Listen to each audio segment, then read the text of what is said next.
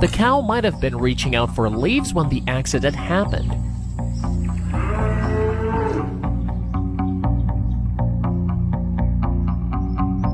With her head launched like that, a way out requires very little force and a lot of smart moves.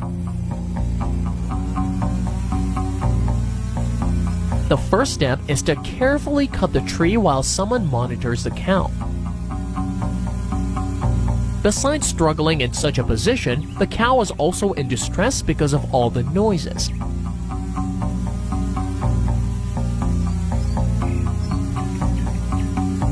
But the cow is actually handling the situation way calmer than we thought.